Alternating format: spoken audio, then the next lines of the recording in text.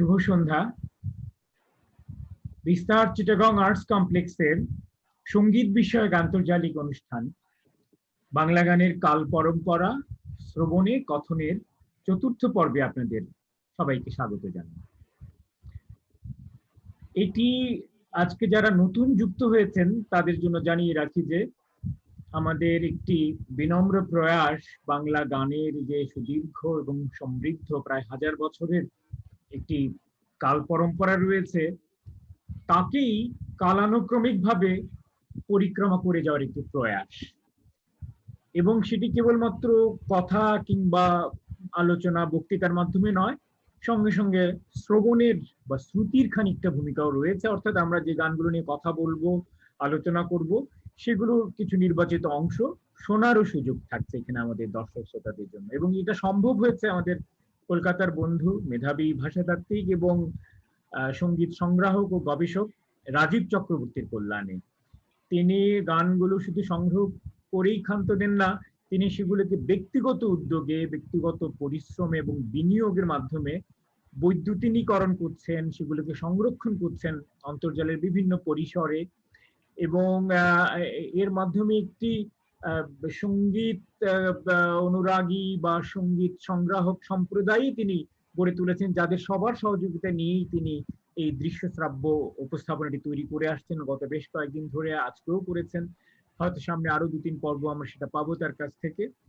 তো আমি তাকে বিশেষভাবে ধন্যবাদ জানাচ্ছি, কারণ প্রচুর পরিশ্রমের মাধ্যমে এই কাজটি তিনি করছেন। আপনারা দেখলেই বুঝতে পারবেন, একটু পরেই তিনি তার উপস্থাপনা নিয়ে হাজির হবেন আমাদের সামনে।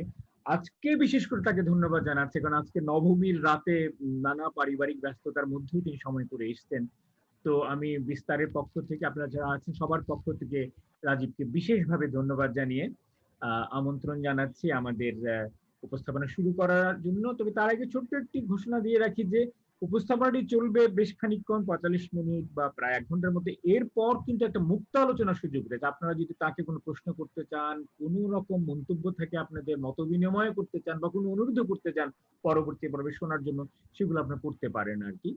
জুমের চ্যাট বক্সে লিখেও করতে পারেন, সরাসরি করতে পারেন, এবং লাইভে যারা দেখছেন তারা মন্তব্যের মাধ্যমে করতে পারেন। আমি সেগুলো নিয়ে তার সামনে উপস্থাপন করবো। তো ঠিক আছে, আমি আর কথা না বাড়াই, আমি রাজীবকে আহ্বান করছি। রাজীব চক্রবর্তী। নতুন করে ধন্যবাদ দেওয়ার কিছু নেই আলম ভাই। ধন্যবাদ আপনাদের সকলেরই প্রাপ্য, যারা দিনের পর দিন সময় নষ্ট করে এই অকিঞ্চিতকর কথাগুলি শোনেন। এটাতে কারো কোনো লাভ হয় না, অর্থনৈতিক লাভ তো হয় না, পারমার্থিক লাভ কিছু হয় কিনা আমি জানি না, কিন্তু তারপরেও সঙ্গীতের প্রতি, শুধু সঙ্গীত নয়, আমাদের সংস্কৃতির প্রতি এই দায়বদ্ধতা একটা প্রমাণ আপনাদের এই উপস্থিতি। আজকে ঘটনাক্রমে দুর্গাপুজোর নবমীর রাত। এই বছরের পুজো আয়োজন যে হয়নি তা নয়, কিন্তু তার কিছু নিয়ন্ত্রণ আছে, জানেন, কিছু বিধিনিষেধ আছে। সেই বিধিনিষেধের কারণে আমরা সকলেই গৃহবন্দী প্রায়। তো আমি সেই সুযোগটাই নিলাম।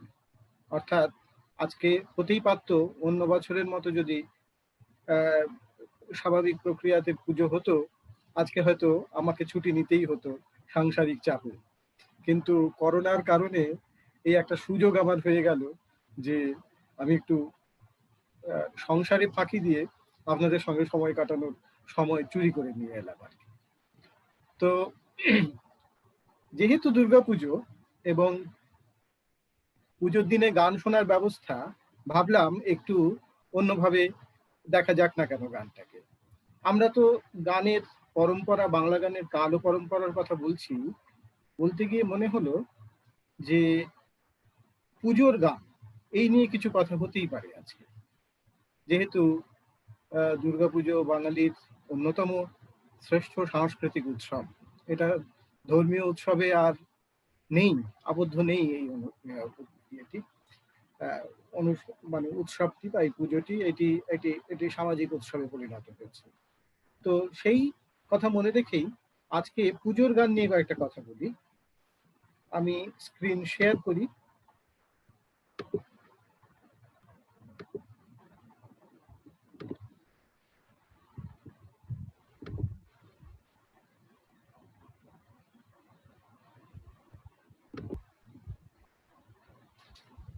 আশা করি দেখতে পাওয়া যাচ্ছে আমার স্ক্রিপ্টটা। হ্যাঁ, এইখানে প্রত্যেক দিন যেটা করে থাকি আমি, একটা ছবি দিয়ে প্রথম পাতায় শুরু করি। এইখানেও যে ছবিটা দেখতে পাচ্ছেন, এই ছবিটা বর্ধমানের ঘুষকরা যারা ডোকরা শিল্পী তাদের তৈরি একটা ডোকরা দুর্গা, তারই একটি ছবি। এটি নেওয়া গ্রামোফোন কোম্পানি অফ ইন্ডিয়া, যাকে আমরা HMV নামে জানতাম, তারা পুজোর সময় একটা শারদ অর্ঘ্য বলে একটা পুস্তিকা বের করতো। অর্থাৎ পুজোতে তারা কি কি নতুন গান বাজারে আনছে শ্রোতাদের জন্য, সেই পুস্তিকা থেকে এই ছবিটা নিয়েছি। 1978 সালের পুস্তিকা, সেখান থেকে নেওয়া।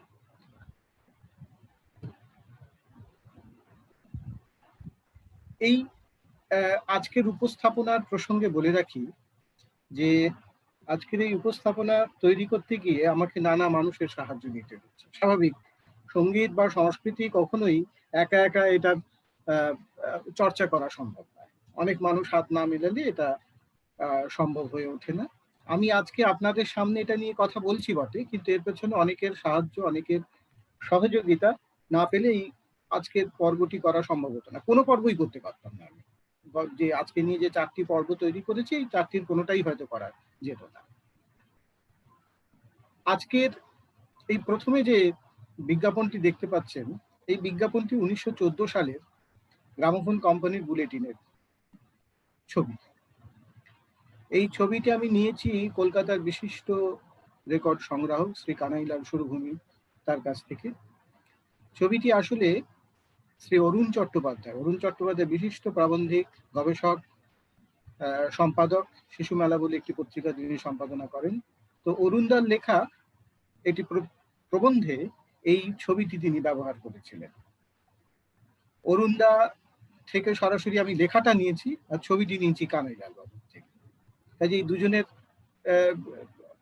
সহযোগিতার কথা এখানে বিশেষ করে বলে রাখা ভালো।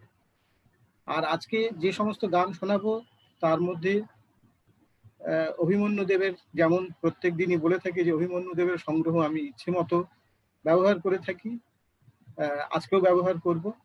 আজকে একটা ছোট্ট ক্লিপিং আমাকে তৈরি করে দিয়েছেন আজকের আমাদের বন্ধু সন্দীপন গঙ্গোপাধ্যায়, কাজেই তার কথাও স্মরণীয়। কিছু পুরনো ছবি দেখাবো, যে ছবিগুলি পেয়েছি শ্রী রাহুল সেনের কাছ থেকে, বিভাব পত্রিকার সম্পাদক রাহুল সেনের কাছ থেকে পেয়েছি। কাজে এদের সকলের সহযোগিতার কথা আমি প্রথমেই স্বীকার করে নিলাম। এবার আসি আমরা এই বিজ্ঞাপনটার প্রসঙ্গে। দেখুন, নূতন 10 ইঞ্চি ডবল সাইডেড ভায়োলেট ব্র্যাকেটে লেখা ধুমল বর্ণ লেবেল যুক্ত বাঙ্গালা গ্রামোফোন রেকর্ড। গ্রামোফোন পুজো উপলক্ষে যে রেকর্ড বেরোতো, এর প্রাচীনতম নিদর্শন যা কিছু আমি দেখেছি, আমার হাতে এসেছে, সেটি হলো এই 1914। তার আগেও নিশ্চয়ই বেরোতো, কিন্তু সেই নিদর্শন আমি এখনো পাই, বা কেউ পেয়েছেন বলে আমি এখনো অব্দি শুনি। 1914 মানে প্রথম বিশ্বযুদ্ধের সময়, অর্থাৎ যুদ্ধের সেই বছরগুলিতেও গ্রামোফোন কোম্পানি তাদের এই পুজোর উৎসবের জন্য মানুষকে তারা বঞ্চিত করছেন না। তখনও গ্রামোফোনে নতুন গান বেরোচ্ছে। এই প্রসঙ্গে 2-3টে কথা বলে রাখা মনে হয় মানে অবান্তর হবে না, যে পুজো উপলক্ষে গান হয়তো আগেও লেখা হতো, সেগুলি গাওয়াও হতো, কিন্তু এই যে মধ্যবিত্তের অংশগ্রহণটা, এই জিনিসটা কিন্তু গ্রামোফোন রেকর্ড বাজারে আসার আগে প্রতিটি মানুষের অংশগ্রহণ পুজোর গানের মধ্যে, গান যে একটা কমোডিটি হতে পারে, সেটাকে যে সাধারণ মানুষের ঘরে ঘরে সেটিকে ছড়িয়ে দেওয়া যেতে পারে, সেটি কিন্তু এই রেকর্ড আসার আগে আমরা ভাবতে পারিনি। রেকর্ড সেই ব্যাপারটা প্রথম সম্ভব করলো। এক অর্থে সাধারণ মধ্যবিত্তকে সংস্কৃতির আরেকটু কাছাকাছি নিয়ে টেনে আনলো বলা যেতে পারে। তো সেই রাস্তায় এই পুজোর গানের রেকর্ড কিন্তু একটা খুবই গুরুত্বপূর্ণ ভূমিকা পালন করেছিল। এখানে দেখুন 3 জন শিল্পীর নাম আছে: মানদা সুন্দরী দাসী, নারায়ণ চন্দ্র মুখার্জি, কে মল্লিক।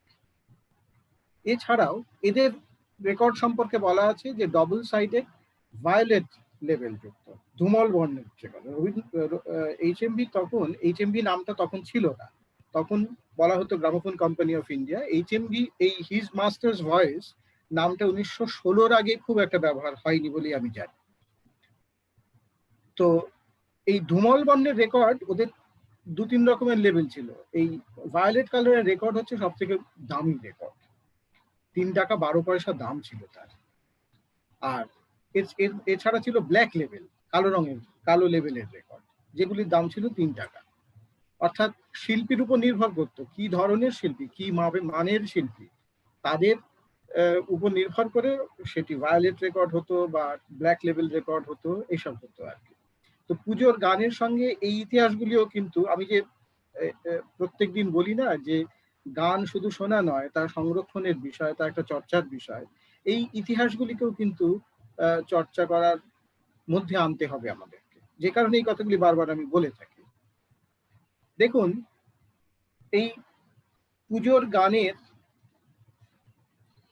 বিজ্ঞাপন বা তার লিস্ট নিয়ে, তার তালিকা নিয়ে এরকম নতুন পুস্তিকা বেরোতো। একটু আগে আমরা বলেছি সেই পুস্তিকার কথা, শারদর্ঘ্য নাম ছিল কখনো। এর আগে দেখুন 1960 সালের এই যে পুস্তিকার কভারটা দেখতে পাচ্ছেন, এটি 1960 সালের। তো সেখানে শারদীয়া হিজ মাস্টার্স ভয়েস কলম্বিয়া, এই শারদ অর্ঘ্য শব্দটা কিন্তু লেখা হয়নি তখন। তার 1966 সালে দেখুন পূজার নতুন গান কলম্বিয়া, এগুলি হিজ মাস্টার্স ভয়েসেরই আন্ডারে কলম্বিয়া লেভেলের রেকর্ড। তো বিভিন্ন সময় বিভিন্ন, কখনো শারদ গানের ডালি বা পুজোর ডালি, এইরকম নানা কথা ভাবে এগুলি এসেছে আর কি। একটা সময় গিয়ে এই শারদর্ঘ্য নামটা রয়ে গিয়েছে আর কি। দেখুন, এই পুস্তিকার ভেতরে এইরকম বিজ্ঞাপন থাকতো, কি কি রেকর্ড বেরোচ্ছে, তাদের রেকর্ড নাম্বার, শিল্পীর নাম ইত্যাদি, কোন ধরনের রেকর্ড, এইগুলি। শুধু কিন্তু পুজোর গানের বিজ্ঞাপন বা পুজোর গানের রেকর্ড মানে শুধুমাত্র কিন্তু মাতৃ আরাধনার রেকর্ড বেরোচ্ছে তা নয়, সেখানে হাসির গান বেরোচ্ছে, সেখানে আধুনিক গান বেরোচ্ছে, সেখানে রবীন্দ্রসঙ্গীত বেরোচ্ছে, ইনস্ট্রুমেন্টাল যন্ত্রসঙ্গীতের রেকর্ড বেরোচ্ছে, আবৃত্তির রেকর্ড বেরোচ্ছে, নানা ধরনের রেকর্ড। তো এই কথাটা মাথায় রাখা যে শুধুমাত্র পুজো কেন্দ্রিক গান কিন্তু নয়, পুজোর গান মানেই যে শুধুমাত্র আগমনী হবে, বিজয়া হবে, শ্যামা সঙ্গীত হবে তা নয়, তার সঙ্গে সঙ্গে বিভিন্ন ধরনের গান হয়ে উঠছে। দেখুন, নতুন রেকর্ড, এবার পুজোয় নতুন রেকর্ড, শচীন দেব বর্মন, কণিকা, এরা কেউই কিন্তু পুজোর গান গাননি সেখানে, যে শ্যামা সঙ্গীত গেয়েছেন তা নয়। কিন্তু আমি খালি দেখাতে চাইছি যে বিভিন্ন ধরনের গান, পুজোর গান মানে শুধুমাত্র ভক্তির গান নয়। আবার ডান দিকের বিজ্ঞাপনটা দেখুন, সেখানে একদম গোবিন্দ গোপাল মাধুরী মুখোপাধ্যায়ের চণ্ডীর গান বেরোচ্ছে ইত্যাদি ইত্যাদি। তো এইরকম বিভিন্ন স্বাদের গান সেখানে আসতো। এই শারদর্ঘ্যের আরো কয়েকটা ছবি দেখাই, ভেতরে একটি লেখা থাকতো, তার ডান দিকে দেখুন রেকর্ড সঙ্গীত বলে আরেকটি পুস্তিকা বেরোতো, এটা পত্রিকা রীতিমতো, এখানে লেখা বেরোতো, এখানে গান এর কথা থাকতো, গানের স্বরলিপি করা থাকতো, ছবি থাকতো, বিভিন্ন ধরনের গান নিয়ে যত ধরনের রেকর্ড নিয়ে, গান নিয়ে যত ধরনের ইয়ে করা সম্ভব, লেখালেখি হওয়া সম্ভব, সবকিছুই তার মধ্যে স্থান পেত। এই যে দেখুন, এই রেকর্ড সঙ্গীতের মধ্যে থেকে ছবি, বাঁ দিকের ছবিটা দেখুন, ইন্টারেস্টিং। গ্রামোফোন কোম্পানি স্টুডিওতে পুজোর গান রেকর্ড করছেন স্বনামধন্য সুরকার ও গীতশিল্পী কুমার শচীন দেব বর্মন। আর ডান দিকের ছবিটি দেখুন, সেখানে গানের সঙ্গে সঙ্গে প্লেয়ার, প্লে বয় নামে এইচএমভি প্লেয়ার ছিল, সেই প্লেয়ারের বিজ্ঞাপন তার সঙ্গে ছিল। এই রেকর্ড সঙ্গীতের মধ্যে শুধু গান নয়, গানের এই আকার মাত্রিক স্বরলিপি পদ্ধতি, গানের কথা এবং স্বরলিপি তো সেখানে থাকতোই, কিন্তু সেইগুলি কিভাবে তুলবে একজন মানুষ যিনি গান করেন না বা সামান্য গান জানেন, স্বরলিপি দেখতে পারেন, তিনি কিভাবে স্বরলিপিটা পড়বেন, সেই জন্য একটা পরিপূর্ণ ম্যাগাজিন হিসেবে এই রেকর্ড সঙ্গীতটা তৈরি হয়েছিল। পুজোর গান তো সেখানে থাকতোই, তাছাড়াও নানা কিছু সেখানে থাকতো। দেখুন, পুজোর গানের বিজ্ঞাপন, এই বিজ্ঞাপনগুলি খুবই দুষ্প্রাপ্য বিজ্ঞাপন, এগুলি আকাশবাণী থেকে, কলকাতা আকাশবাণী থেকে বেতার জগৎ বলে একটি পত্রিকা বেরোতেন, 1929 সালে তা প্রথম শুরু হয়। সেই বেতার জগতের 1936 সংখ্যায় দেখুন মেগাফোন কোম্পানি বিজ্ঞাপন দিচ্ছেন পূজার ডালি। হ্যাঁ, কাদের কাদের রেকর্ড বেরোচ্ছে দেখুন সেখানে।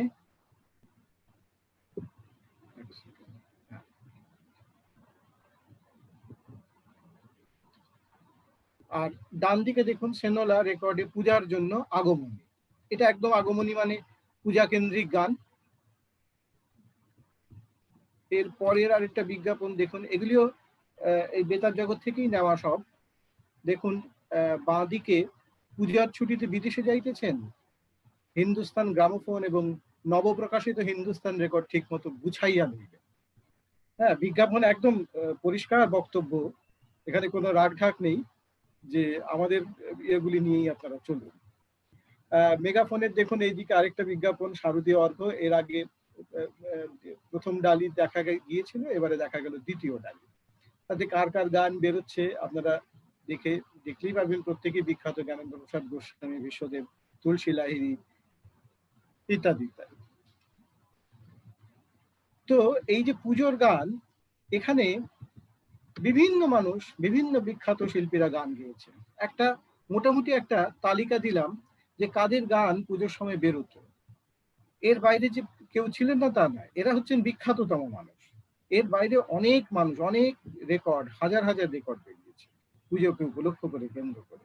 সারা বছরই রেকর্ড বেরোতো, কিন্তু পুজোর সময়ে সেইটি বিশেষ করে সারা বছরে যেমন নয় যে পুজোর গান বলে যেগুলি বেরোচ্ছে সেগুলি সব পুজোর সময়তেই বেরোচ্ছে। সারা বছর ধরে যা বেরোচ্ছে সেগুলিও পুজোর সময় পুজোর গানের বলে তাদেরকে বিজ্ঞাপন দেওয়া হচ্ছে। তো এই পুজোর গানের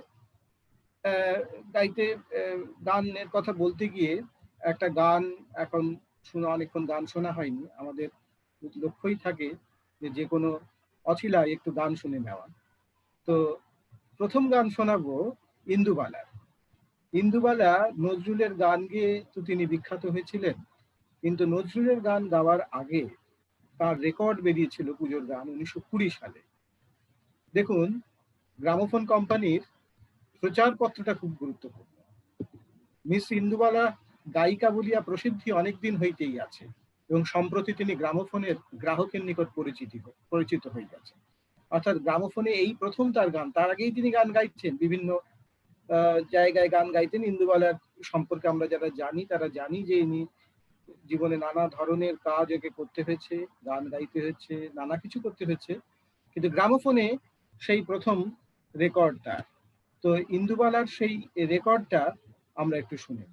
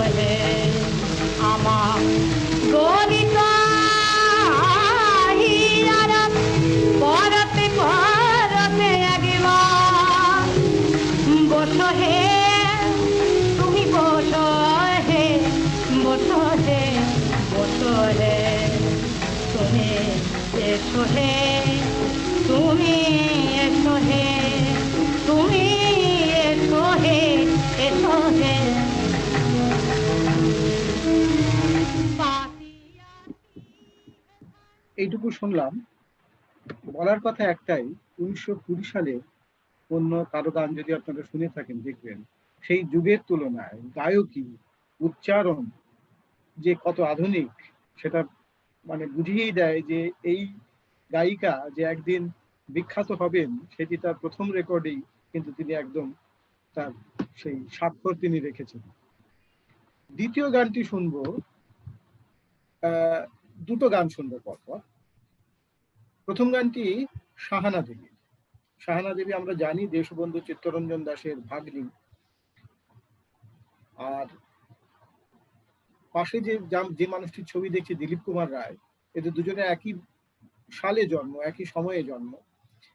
দিলীপ রায়ের সঙ্গে সাহানা দেবীর একটা বিশেষ সম্পর্ক ছিল, ঘনিষ্ঠ সম্পর্ক ছিল। দিলীপ রায় যদিও সংসার করেননি, সন্ন্যাসী ছিলেন, কিন্তু সাহানা দেবীকে তিনি গান শেখাতেন এবং সাহানা দেবীর সঙ্গে তিনি তার সঙ্গীত যাপন বেশ দীর্ঘ সময়ের হয়েছিল। পন্ডিচেরিতে দুজনে থাকতেন একসঙ্গে। তো একসঙ্গে থাকতেন মানে এখানে অন্য কোনো অর্থ যেন না করা হয়, মানে সঙ্গীত যাপনের কথাই বলছি আমি।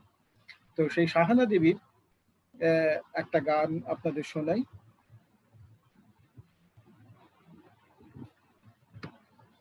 1925 সালের গান। দিলীপ কুমারের পেছনে কে এখন দাঁড়ানো, উনি কি সাহানা দেবী? না, দিলীপ কুমারের পেছনে যিনি তার কথা আমি বলছি পরে। আচ্ছা, ঠিক আছে। আগে আমরা সাহানা দেবীর গানটা শুনি।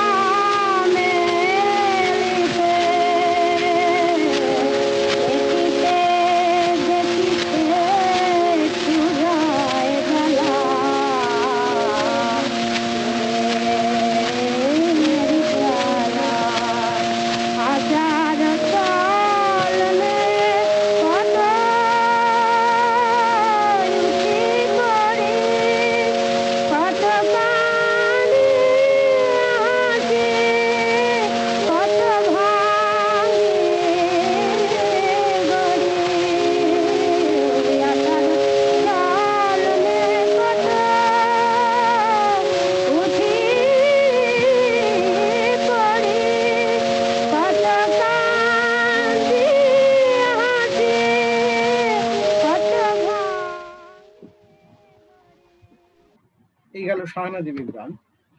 এরপরে যার গান শোনাবো তিনি, তার নাম বললামই, দিলীপ কুমার রায়, দ্বিজেন্দ্রলাল রায়ের পুত্র, কৃতবিদ্য ব্যক্তি। এর সম্পর্কে মানে এক নাগাড়ে তিন ঘন্টা বললেও কম হয় আর কি, এত গুণে গুণান্বিত ছিলেন। একাধিক ভাষা জানতেন, একাধিকবার তার সংখ্যা 2 অঙ্কের সংখ্যায় ভাষা জানতেন, অন্তত 10-এর অধিক ভাষা তিনি জানতেন এবং সবগুলি বলতে পড়তে লিখতে জানতেন না। গণিতে MA পাশ করেছিলেন, কেমব্রিজ থেকে ট্রাইপোস করেন, ইতিহাসে এবং সঙ্গীতে। হ্যাঁ, বার্টন রাসেলের বন্ধু ছিলেন। বুঝতেই পাচ্ছেন মানে অন্য স্তরের একজন মানুষ। বাংলা, ইংরেজি, সংস্কৃত, উর্দুতেও লিখেছেন। তো এবং গান শিখেছেন। মানে এর সম্পর্কে ভাতখণ্ডেজি নাকি বলেছিলেন যিনি হচ্ছেন স্বর্গের শাপগ্রস্ত গন্ধর্ব, এমন অসামান্য তার গানের গলা ছিল। তো এই মানুষটি বিদেশ থেকে লেখাপড়া সেরে এসে এখানে গান তো গাইলেনি। 1939 সালের একটা গান আপনাদের শোনাবো এখন। আর ওর সঙ্গে যার ছবি দেখতে পাচ্ছেন ইনিও খুব বিখ্যাত মানুষ, ইন্দিরা মালহোত্রা ইনির নাম, পাঞ্জাবি। তিনি ওর শিষ্যা এবং সেই সঙ্গে সাধন সঙ্গিনী আর কি, স্পিরিচুয়াল কোলাবোরেটর বলতে হয়। সাধন সঙ্গিনী শব্দটার বাংলা অনেক মানে হয়, কিন্তু ইংরেজিতে বলবো স্পিরিচুয়াল কোলাবোরেটর। হরিকৃষ্ণ মন্দির পুনাতে দিলীপ রায়ের যে মন্দির আছে, মন্দির প্রতিষ্ঠা করেছিলেন, শেষ জীবন সেখানে ছিলেন, সেখানে ইন্দিরা দেবীও থাকতেন ওইখানে। এবং ইন্দিরা দেবীও চমৎকার গান গাইতেন, নাচতেন, অসামান্য গুণী একজন মানুষ। আর দিলীপ রায়ের কথা তো বলছি যে যত বলা যায় ততই কম হয়। দিলীপ রায়ের কাছে গান শিখেছেন এম.এস. সুব্বলক্ষ্মীর মতো শিল্পী। তো এর গান শুনিনি একটা, 1939 সালের শুনুন, এও পুজোর সময়ই বেরোনো গান।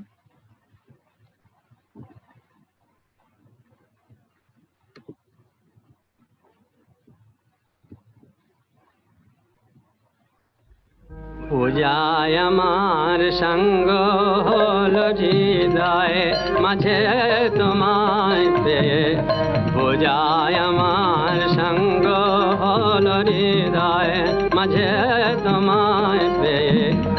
এখন শুধু চলছি পথে মা, এখন শুধু চলছি পথে, এখন শুধু চলছি পথে তোমার গান গেয়ে গেয়ে।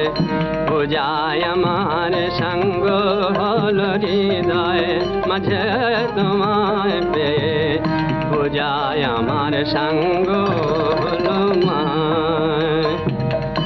এখন শুধু সুখের তালে বইছে তরি ভরা পালে, তালে তালে তালে এখন শুধু সুখের তালে বইছে তরি ভরা পালে।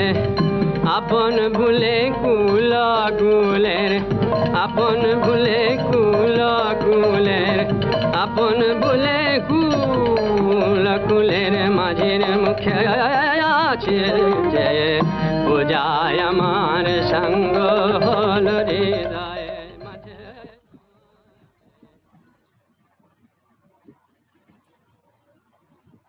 দিলীপ কুমারের আরো একটা দুটো গান আমরা শুনবো আজকে, কারণ এত বহু কৌণিক মানুষ, বহু ব্যক্তিত্ব, বহু বর্ণিল তার জীবন, বহু রাস্তায় বহু পথে তিনি হেঁটেছেন সংস্কৃতির নিরিখে আর কি।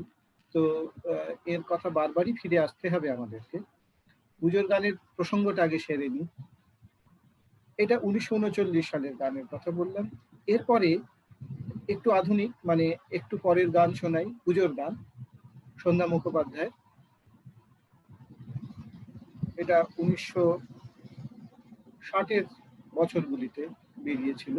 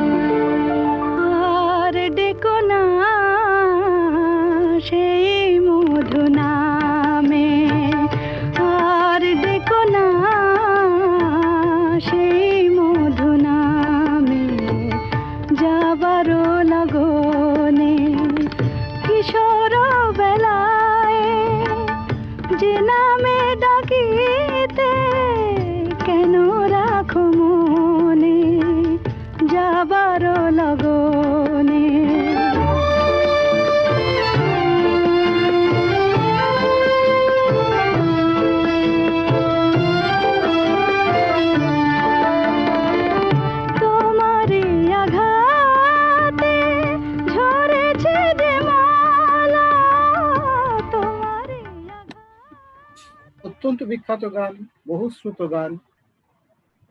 এই গান সম্পর্কে তো নতুন করে কি বলা যাবে। আমি খালি দেখুন, এই গান কিন্তু পুজোর সঙ্গে এই গানের সম্পর্ক নেই, একদমই রোমান্টিক গান একটা, কিন্তু পুজোতে এই ধরনের গানগুলি বেরোতো। শুধুমাত্র ভক্তিগীতি যে নয় তার উদাহরণ দেওয়ার জন্য আমি খালি শোনাচ্ছি। এরপরে শোনাই ওই 1960-এর বছরেই আশা ভোসলের গাওয়ার একটি গান।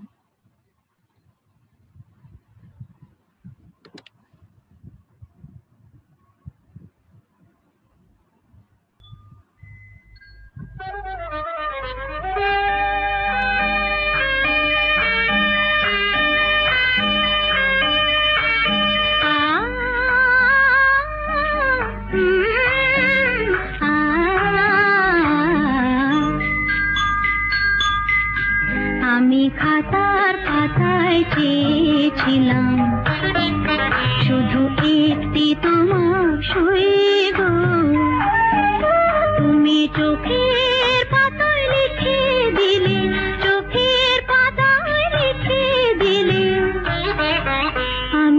হলাম তোমার সই গো, আমি হলাম তোমার সই গো, আমি হলাম তোমার সই গো।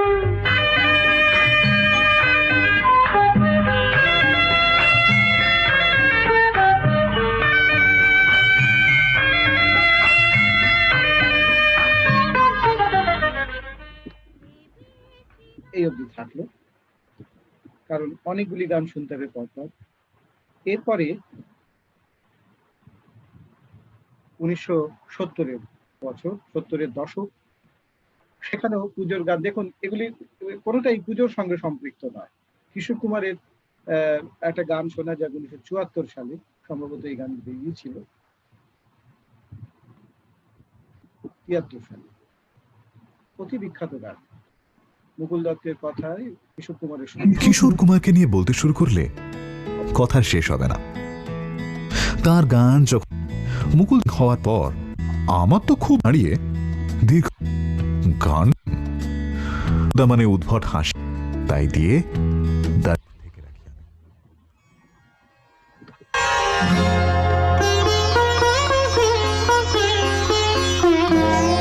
নয়ন সরসী কেন ভরেছে জলে,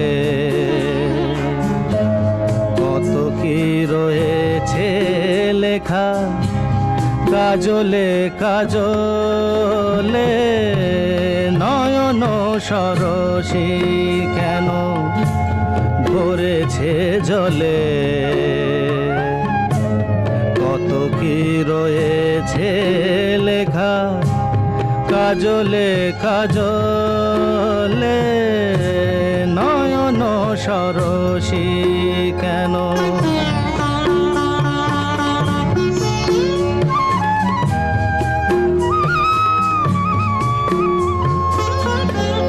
বেদনার কলি তুমি দাও ভালোবেসে বধূ, বেদনার কলি তুমি দাও ভালোবেসে বধূ।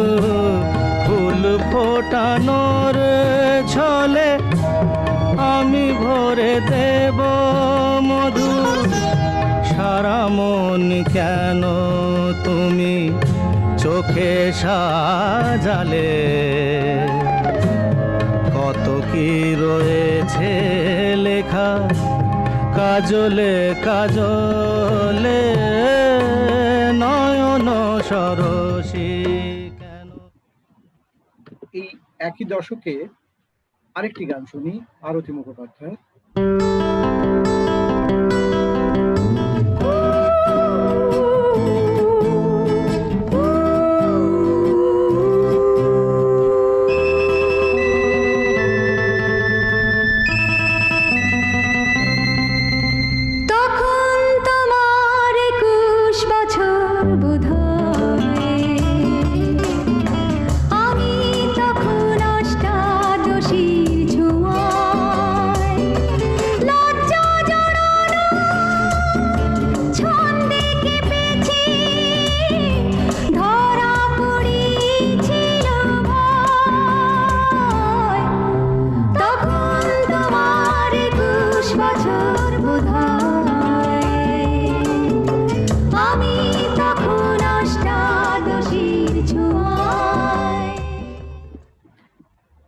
এই গানগুলি পরপর শোনানোর একটাই কারণ যে শুধুমাত্র গানের কথা নয়, সুর নয়, রেকর্ডিং এর কোয়ালিটিও খেয়াল করুন কিন্তু বদলাচ্ছে ক্রমশ, সেইগুলি লক্ষ্য করার জন্য। এর পরের দশক, এই দশক অব্দি এসে আমরা থামবো। আচ্ছা, এখানে একটা জিনিস লক্ষ্য করলাম, কিশোর কুমার এবং আরতির জন্ম মৃত্যু সালটা একদম একই দেখাচ্ছে। এটা কি বোধহয় ভ্রান্তি নাকি? আমি আমি আমি আমি ভুল করেছি, এটা 1945 হবে। আরতির তো আরতি 62, এখনো 1945। এটা আমারই ভুল, আমি খেয়াল করিনি, ঠিক করে দিলাম। দেখতে পাচ্ছেন? ধন্যবাদ। হ্যাঁ, এরপরে দেখুন 1974-এ হৈমন্তী শুক্লার 1980-তে হৈমন্তী শুক্লার বিখ্যাত গান শোনাই।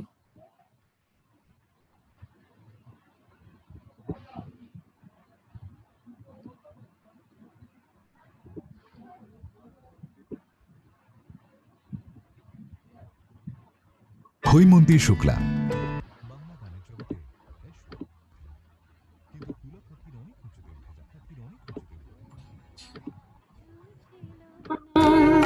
না গো, আমার বলার কিছু ছিল না। চেয়ে চেয়ে দেখলাম তুমি চলে গেলে, তুমি চলে গেলে। চেয়ে চেয়ে দেখলাম আমার বলার কিছু ছিল না। না গো, আমার বলার কিছু ছিল না।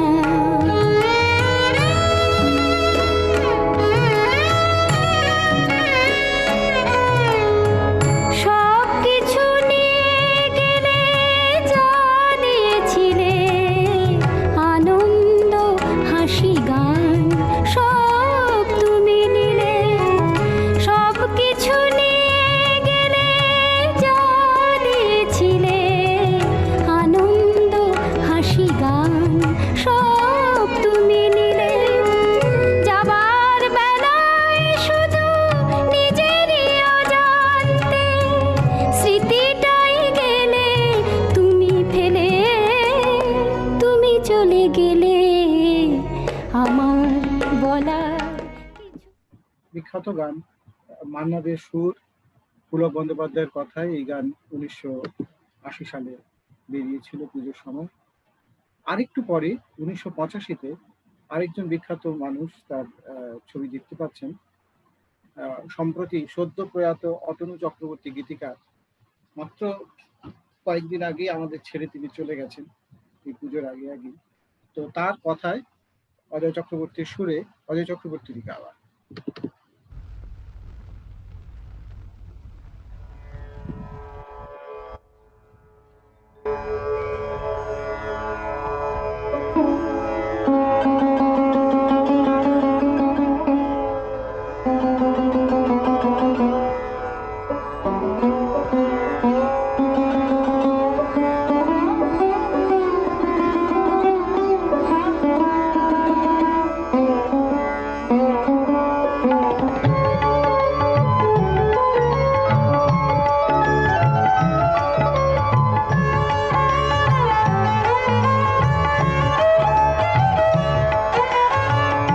ঝরো ঝরো ঝরেছে বাদল ধারা, ঝরো ঝরো ঝরেছে বাদল ধারা, ঝরো ঝরো ঝরেছে বাদল ধারা, ঝরো ঝরো ঝরেছে বাদল ধারা।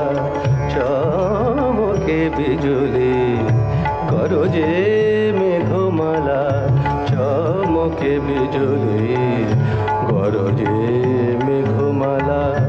এলো ধরায় তাপতি সাহরা, এলো ধরায় তাপতি সাহরা। ঝড় ঝড় ঝরেছে বাদল ধারা, ঝড় ঝড় ঝরেছে বাদল। এইটুকু শুনে আমরা পুজোর গান শোনায় বিরতি দেব। দিয়ে পুজোর গানের প্রসঙ্গেই যে কথাটা উঠে আসে সেটি হচ্ছে ভক্তি সঙ্গীত। আমরা তো আসলে বাংলা গানের কাল পরম্পরার কথা বলছি। তো আমরা এর আগেও দেখিয়েছিলাম যে ভক্তি সঙ্গীতের মধ্যে কি কি পড়ে, সেগুলো আমরা আরেকবার একটু দেখে নিই। ভক্তি সঙ্গীতের মধ্যে বৈষ্ণব পদাবলী, রাধাকৃষ্ণের প্রেম বা তাদের সব রাধাকৃষ্ণের বিষয়ক যে সমস্ত গান, সেগুলি যেমন পড়ে। বৈষ্ণব পদাবলী, বৈষ্ণব কীর্তন, এইসব নামে তাদেরকে আমরা বলে থাকি। তেমনি শাক্ত পদাবলী, অর্থাৎ মায়ের আরাধনা, শক্তির আরাধনা, এ ধরনের কিছু গান আছে, সেগুলি এই শাক্ত পদাবলীর মধ্যে পড়ে। তার মধ্যে আবার ভাগ আছে আগমনী, বিজয়া। বুঝতেই পারছেন যে দুর্গাপুজোর আগে যখন মাকে আবাহন করা হচ্ছে সেই সময়ের যে গান তাকে আগমনী গান বলে। আর যখন দুর্গাপুজো শেষ হচ্ছে, আমাদের বিশ্বাস অনুসারে, লোকবিশ্বাস অনুসারে দুর্গা আবার শ্বশুর বাড়ি ফিরে যাচ্ছে, তখন দীর্ঘকে তো আমরা আমাদের মেয়ে হিসেবে, ঘরের কন্যা হিসেবে আমরা মনে করে থাকি। তো সেই বিজয়া, সেই বেদনার লগ্নটাও গানের মধ্যে ধরা রয়েছে খুব সুন্দর করে। আমরা শুনবো এই গানগুলো। এছাড়া ব্রহ্মসঙ্গীত, ব্রাহ্মদের ব্রাহ্ম ধর্ম শুরু হওয়ার পর থেকে সেখানে তারা বিভিন্ন ধরনের গান লেখা শুরু করেন তাদের আরাধনার জন্য, তাদের সাপ্তাহিক পুজো অর্চনার জন্য। সেগুলি ব্রহ্মসঙ্গীত নামে পরিচিত। সেই গানগুলো আমরা শুনবো। রবীন্দ্রনাথ তো অনেক ব্রহ্মসঙ্গীত লিখেছেন। আজকে ব্রহ্মসঙ্গীত আমরা শুনবো না, আজকে আমরা শাক্ত পদাবলীর গান শুনবো, ইসলামী গান শুনবো। আর এর বাইরে ইসলামী গানের কথা বলতে গেলে কাজী নজরুল ইসলামের নাম আসে। তিনি ইসলামী চিন্তা ভাবনা বা ধর্মীয় অনুষঙ্গগুলিকে নিয়ে যে পরিমাণ গান লিখেছেন, বোধ করি বাংলায় ইসলামী গানের প্রধান পুরুষ হচ্ছেন কাজী নজরুল ইসলাম। অনেক কিছুর মতো, যেমন বাংলায় প্রথম গজল জাতীয় গান লিখেছেন কাজী নজরুল ইসলাম। কাজী নজরুল ইসলামের মতো এত বেশি শ্যামা সঙ্গীত কজন লিখেছেন আমি জানি না, খুব কম মানুষই লিখেছেন। অবশ্যই রামপ্রসাদ সেন লিখেছেন, কিন্তু তিনি তো শ্যামা সঙ্গীতই লিখেছেন। কিন্তু কাজী নজরুল ইসলাম এই যে বহুমাত্রিক ব্যক্তিত্ব, একটা কি নিয়ে না ভেবেছেন, চিন্তা করেছেন, সংস্কৃতির সমস্ত আনাচে কানাচে তিনি ঘুরে বেরিয়েছেন। তো ইসলামী সঙ্গীত তার আরেকটি সৃষ্টি। আমরা শাক্ত পদাবলী এবং ইসলামী সঙ্গীত দুই জায়গাতেই কাজী নজরুল ইসলামের গান শুনব। আর খ্রিস্টীয় সঙ্গীতেরও আরেকটি ধারা তৈরি হয়েছিল বাংলাতে। আমি এইখানে খ্রিস্টীয় সঙ্গীত আলাদা করে শোনাবো না এই কারণে যে খ্রিস্টীয় সঙ্গীত সংগ্রহ আমার কাছে খুব বেশি যে আছে তা নয়, এবং সেটা যে বাংলার সঙ্গীতের মূল ধারার সঙ্গে খুব একটা ওতপ্রোত হয়েছে তাও নয়। এটা আমার মত অবশ্যই, কিন্তু আমি দেখিনি আর কি, যে কারণে খ্রিস্টীয় সঙ্গীতের উল্লেখটা মাত্র করলাম। আপনারা ইউটিউব খুললে এর খ্রিস্টীয় সঙ্গীতের কিছু বাংলা উদাহরণ আপনারা পাবেন। কাজেই সেই নিয়ে আমরা আলোচনা করছি না। আমরা শাক্ত পদাবলীর কিছু গান শুনি।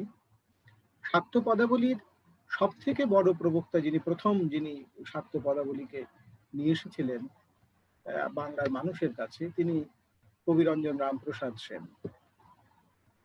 সংস্কৃত, ফার্সি, হিন্দি 3টি ভাষায় তার দক্ষতা ছিল, এবং মহারাজ কৃষ্ণনগরের যে রাজা কৃষ্ণচন্দ্র রায়, তিনি পৃষ্ঠপোষকতা লাভ করেছিলেন। তার প্রতিভা দেখে কৃষ্ণচন্দ্র তাকে জমিদার দিয়েছিলেন, এবং তিনি তার সঙ্গীত চর্চা, মাতৃ আরাধনার কাজ নির্বিঘ্নে করেছিলেন সারা জীবন। তো এই রামপ্রসাদ সেন কালী মায়ের যে একটা সংহার মূর্তি, তাকে তার গানের মধ্যে একটা লালিত্য দিয়ে দেখিয়েছেন, বা বাংলার মেয়ে, আমাদের ঘরের মেয়ে করে তুলেছেন তাকে। শ্রীকুমার বন্দ্যোপাধ্যায়ের যে বক্তব্যটা, সেইটি খুবই গুরুত্বপূর্ণ, যে সুকুমার হৃদয়াবেগের উৎসারণী রামপ্রসাদের মৌলিকতা, যে কালীর সেই সংহার মূর্তিটাকে তিনি আমাদের ঘরের মেয়ে কালীতে পরিণত করলেন, তাকে তুই তুকারি করছেন, তাকে অনুযোগ জানাচ্ছেন তার কাছে, তাকে দোষারোপ করছেন, যেমন ভাবে আমরা মাকে করে থাকি। তো সেই রকম একটা স্নেহ মমতার স্পর্শ তার গানের মধ্যে, শুধু ভক্তি নয়, ভক্তির স্নেহ মমতাও তো এক ধরনের ভক্তি। তো সেইটিকে রামপ্রসাদ সেন তার গানে নিয়ে এসেছেন। এরপরে কমলাকান্ত ভট্টাচার্য, আরেক বিখ্যাত মানুষ, যিনি শাক্ত সঙ্গীত লিখেছেন, শাক্ত পদাবলী লিখেছেন। অন্যান্য পদাবলীর কাব্যের নাম দেখুন, এখানে রয়েছে রঘুনাথ রায়, রাম বসু, দাশরথী রায়। দাশরথী রায়ের গান আমরা গত দিনে শুনেছি বাংলা টপ্পার কথা বলতে গিয়ে।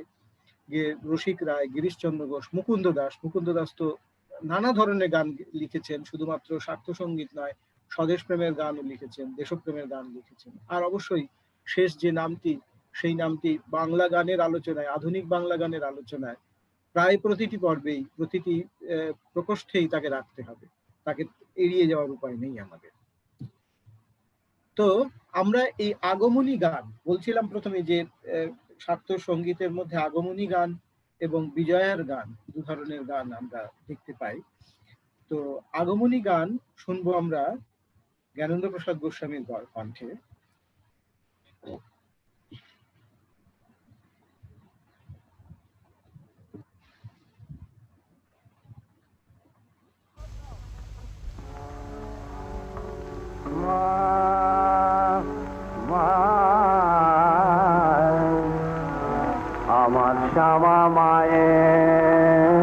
বলে চলে আমি শ্যামের নাম না মা হলেন মোর মন্ত্র গুরু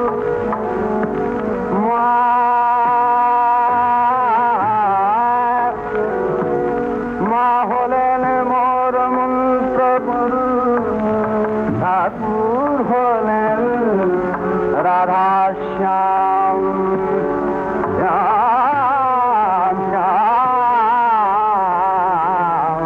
শ্যামা শ্যামা মায়ের বলে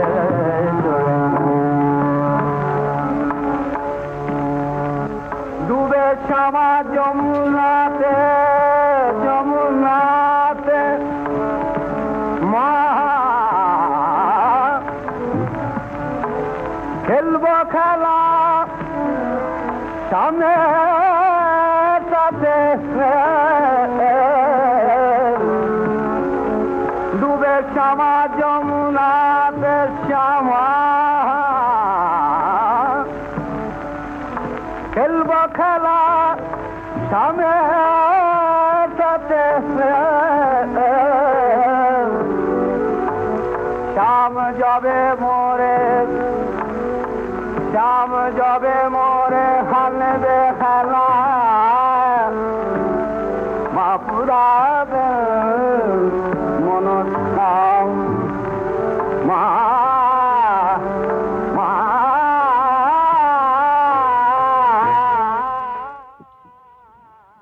জ্ঞানেন্দ্র প্রসাদের এই হলো আগমনী গান।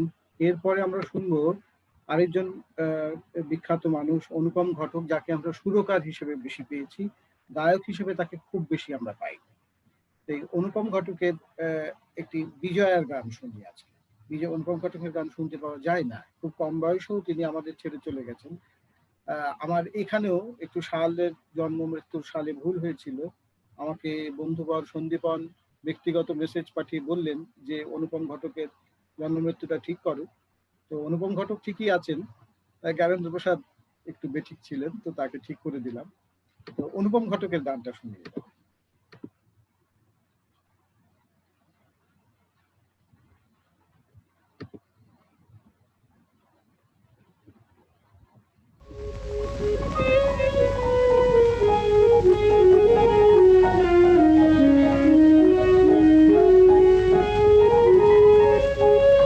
আজি শারদ বিজয়া গোধূলি কেন এলো শুধু বেদনা ভরা। আজি শারদ বিজয়া গোধূলি কেন এলো শুধু বেদনা ভরা।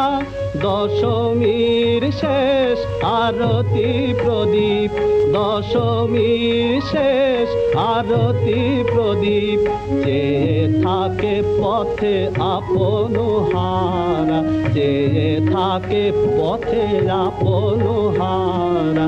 আজি শারদ বিজয়া গোধূলি কেন এলো শুধু বেদনা ভরা। আজি শারদ বিজয়া গোধূলি।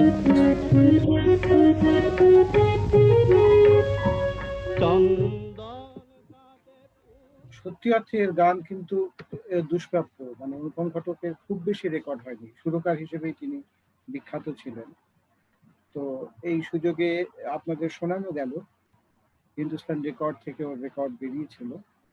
এরপরে আর দুই বিখ্যাত মানুষ, এদেরকে মানে শ্যামা সঙ্গীতের কথা উঠলে এদেরকে এড়িয়ে গিয়ে এই শ্যামা সঙ্গীতের কথা বলা সম্ভব নয় কিছুতে। দুই ভাই পান্নালাল ভট্টাচার্য এবং ধনঞ্জয় ভট্টাচার্য। আমরা পান্নালালের গলায় একটা রামপ্রসাদী শুনে নিই এখন।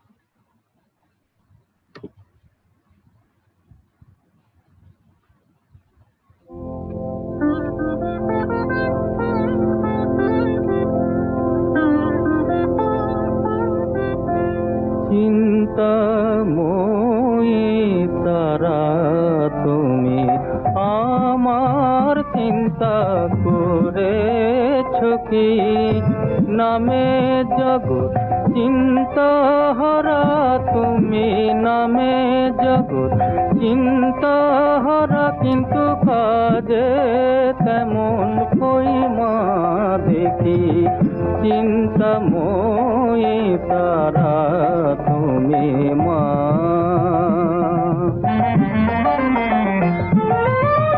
প্রভাতে দাও অর্থ চিন্তা, মধ্যাহ্নে দাও জঠর চিন্তা। প্রভাতে দাও অর্থ চিন্তা, মধ্যাহ্নে দাও জঠর চিন্তা। সায়াহ্নে দাও অলস চিন্তা, বল মা তোমায় কখন ডাকি। নামে জগৎ চিন্তাহারা, কিন্তু কাজে তেমন কই মা দেখি, চিন্তাময়ী তারা তুমি মা। মাত্র 35-36 বছর বয়সে ইনি চলে যান পৃথিবী থেকে, আত্মহত্যা করেন আর কি। তো সেটি বাংলা গানের ক্ষেত্রে একটা অত্যন্ত বড় ক্ষতি বলে মনে হয়। শুধু তো শ্যামাসঙ্গীত নয়, বেশ কিছু আধুনিক গান গেয়েছেন অসামান্য। কখনো আমরা যেদিন আধুনিক গানের কথা বলবো সেদিন পান্নালাল ভট্টাচার্যের আধুনিক গানের আমরা শুনবো অবশ্যই। অসামান্য অসামান্য মানে এর এই ক্ষতিটা আমাদের সত্যি বাংলা গানের বড় ক্ষতি। এরপরে ধনঞ্জয় ভট্টাচার্যের কমলাকান্তের একটি গান, এখানে মানে রামপ্রসাদের গানের গানের বাণীটা আমি খেয়াল করলাম, অসাধারণ বাণী কিন্তু না। নামে তুমি চিন্তাহারা, কাজে তো কিছু দেখি না। সকালে হচ্ছে অর্থ চিন্তা, দুপুরে জঠর চিন্তা, আর সন্ধ্যায় অলস চিন্তা, কখন তোমাকে ডাকি। তো নামটা তোমার চিন্তাহারা, কি অসম্মান সাধারণ, খুবই সাধারণ কথা। সাধারণ মানে ওই বললাম না, রামপ্রসাদ একদম কালীকে আর দেবতা দেবী হিসেবে তিনি দেখেননি, ঘরের মেয়ে করে নিয়েছেন। বাৎসল্য রসে একদম নিজের ঘরের সন্তানকে ঠিক যেভাবে আমরা অভিযোগ জানাই করি সেইটাই করে নিয়েছেন। অসাধারণ বাণী সত্যি। তো এখন এই ধনঞ্জয়ের গানটা আমরা শুনি। রেখো আদরিনী শ্যামাকে, যতনে হৃদয়ে রেখো আদরিনী শ্যামাকে। মন তুই দেখ আর আমি দেখি, তুই দেখ আর আমি দেখি, আর যেন কেউ নাহি দেখে আদরিনী শ্যামাকে। যতনে হৃদয়ে রেখো আদরিনী শ্যামাকে।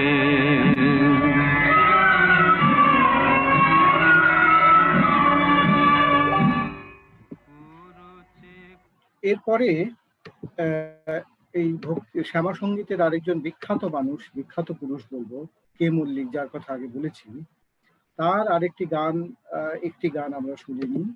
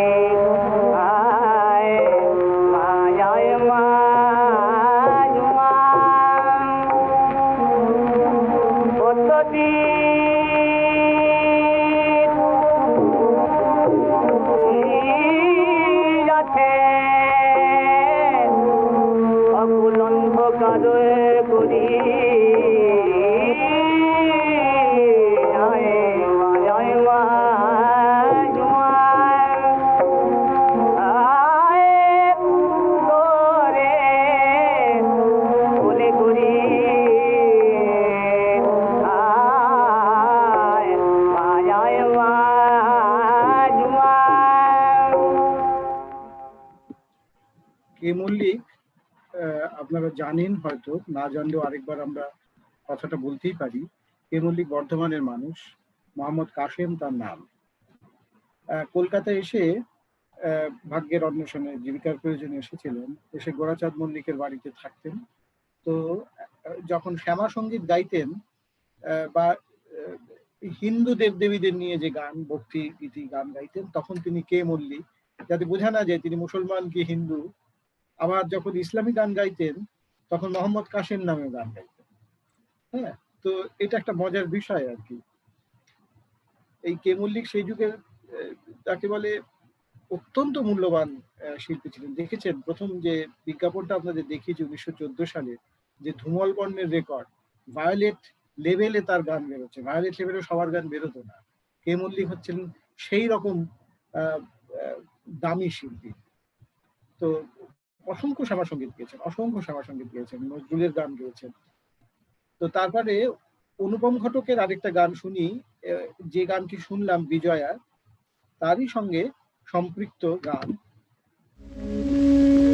চোখের জলে পুজবো এবার উমা মায়ের চরণ দুটি, চোখের জলে পুজবো এবার উমা মায়ের চরণ দুটি। শান্তি আলো শান্তিময় শান্তি, শান্তি আলো শান্তিময় বলবো মায়ের পায়ে লুটি। শান্তি আলো শান্তিময় বলবো মায়ের পায়ে লুটি। চোখের জলে পুজবো এবার উমা মায়ের চরণ দুটি, চোখের জলে পুজবো এবার।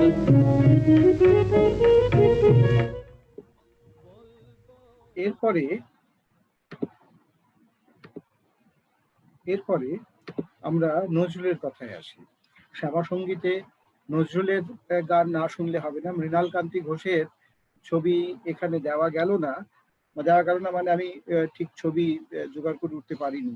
আছে আমার কাছে, কিন্তু আমি যেহেতু আজকে অন্য জায়গা থেকে আজকের অনুষ্ঠানটা করছি, সেখানে সবকিছু আমার হাতের কাছে নেই, যে কারণে মৃণাল কান্তি ঘোষের ছবি দেখাতে পারলাম না। তবে মৃণাল কান্তি ঘোষ নজরুলের নিবেদিত প্রাণ গায়ক ছিলেন। নজরুল যবে থেকে অসুস্থ হয়ে পড়েন, মৃণাল কান্তি ঘোষ গান গাওয়া ছেড়ে দিয়েছিলেন। প্রায় একটাই মাত্র, নজরুলের অসুস্থতার পরে মনে হয় একটা বা দুটো রেকর্ড ওর বেরিয়েছিল, এতটাই নিবেদিত প্রাণ ছিলেন। তো সেই মৃণাল কান্তি ঘোষের গাওয়া শ্যামা সঙ্গীত আপনাকে শোনাই।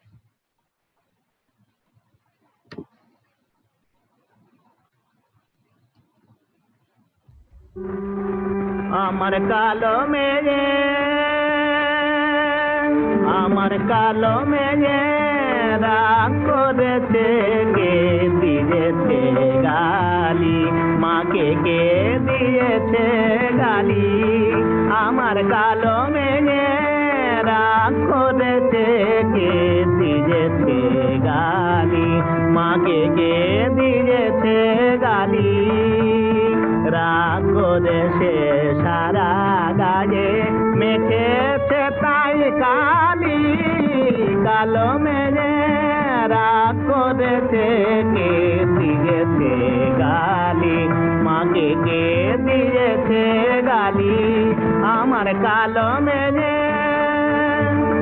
যখন রাগ করে মোর অভিমানী মেয়ে, আরো মধুর লাগে তাহার হাসি মুখের চেয়ে।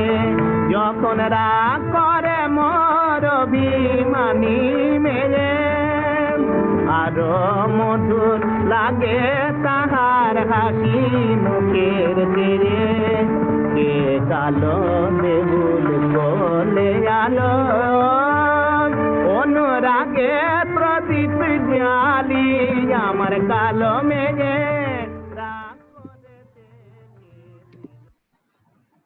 মৃণাল কান্তি ঘোষের পরে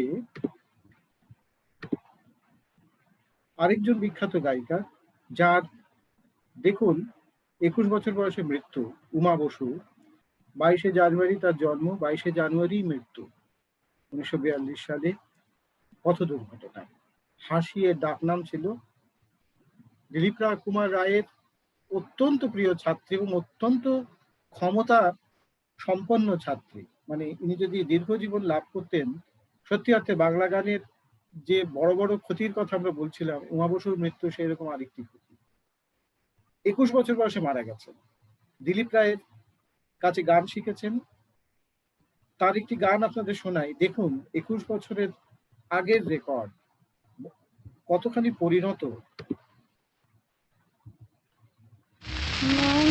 তুমি কিসে কাজ জানো না, মন তুমি কিসে কাজ জানো না, তুমি কিসে কাজ জানো না।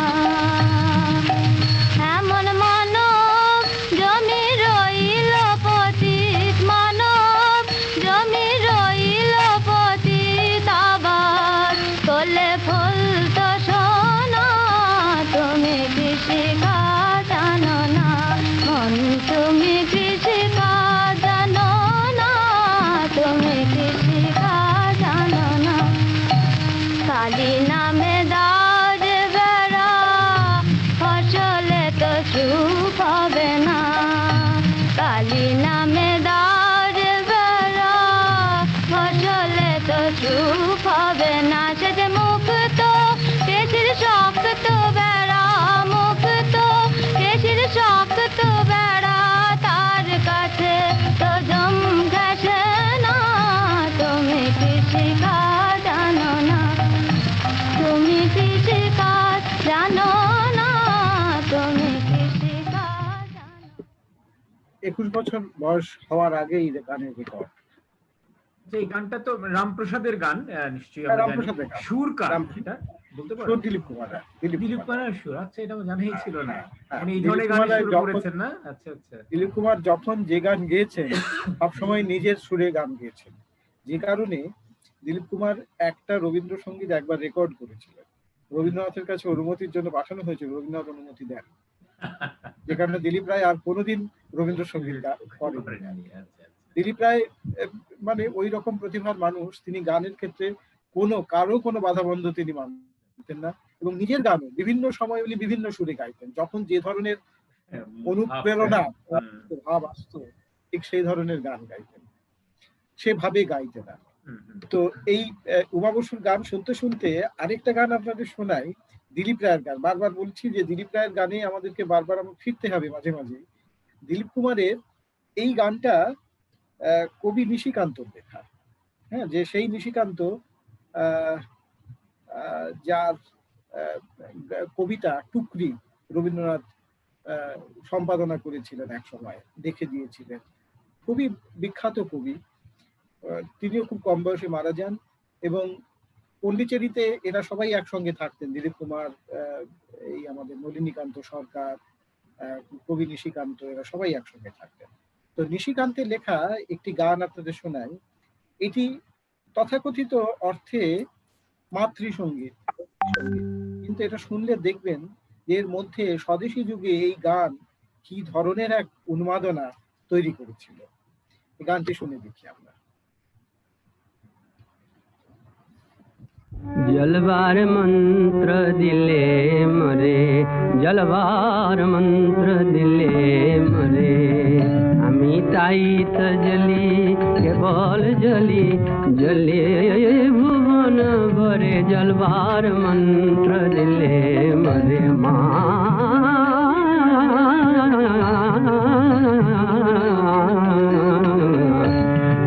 জলবার মন্ত্র দিলে মরে, মোর দীপ্ত রাগে কালের কালো মুক্ত আলোক জাগে,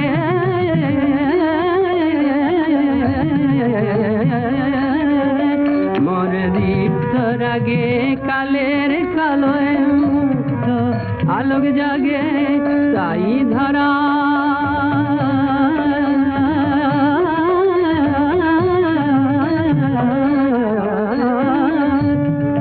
তাই ধরার ধুলায় সোনার কিরণ নির্ঝরে যাই ঝরে, জলবার মন্ত্র দিলে মরে তারা।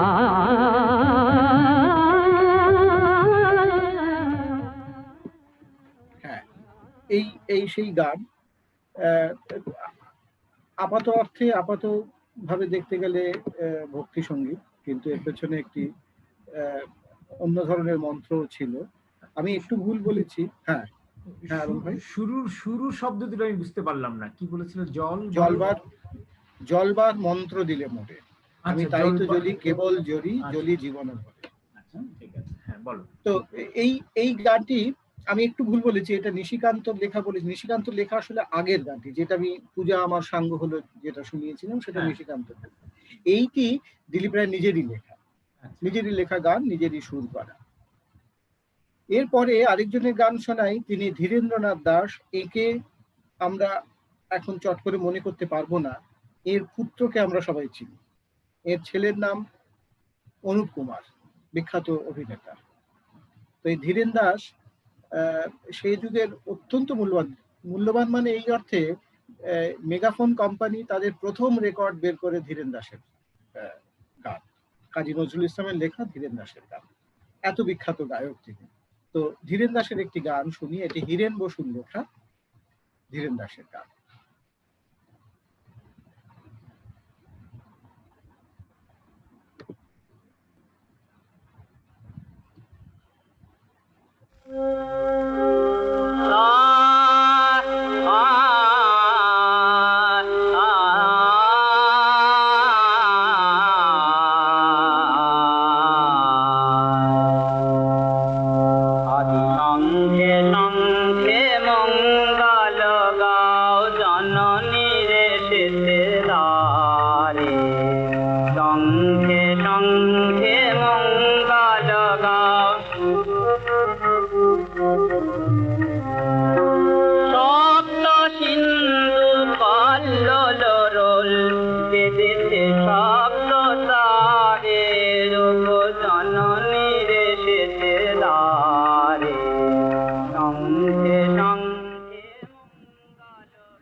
এরপরে আরেকটু পরের দিকের গানের আসি, সেই গান একটু অন্য ধরনের গান। এই যে গানগুলি, এগুলি বেশিরভাগই শ্যামা সঙ্গীত যারা লিখতেন সে ধরনের মানুষ তারা লিখেছেন, যদিও দিলীপ রায় তার মধ্যে অন্যরকম নাম। এটি রামপ্রসাদেরও লেখা নয়, তার নিজের লেখা। এর বাইরে কিছু মানুষ এরকম ভক্তিগীতি শ্যামা সঙ্গীত লিখেছেন, ভক্তি রসাশ্রিত, ঠিক শ্যামা সঙ্গীত বলবো না। তার মধ্যে একজন হচ্ছেন ভোলা ময়রা, বিখ্যাত বাগবাজারের ভোলা ময়রা। আপনারা যারা অ্যান্টনি ফিরিঙ্গি দেখেছেন তাতে ভোলা ময়রার কথা এসেছে। তো সেই ভোলা ময়রা কিছু এরকম ভক্তিগীতিও লিখেছিলেন। মানবেন্দ্র মুখোপাধ্যায়ের গলায় সেই ধরনের একটি গান আপনাদের শোনাচ্ছি।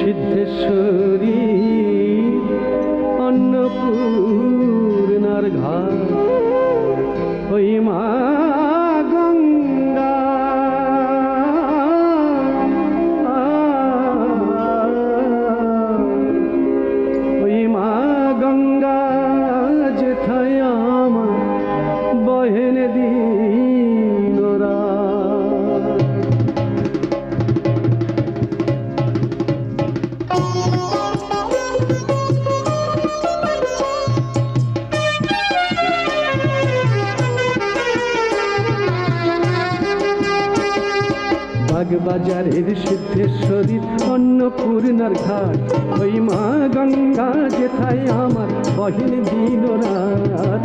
বাগবাজারের সিদ্ধেশ্বরী অন্নপূর্ণার ঘাট, ওই মা গঙ্গা যেথায় আমার বহিন দিন রাত। বাগবাজারের সিদ্ধেশ্বরী অন্নপূর্ণার ঘাট।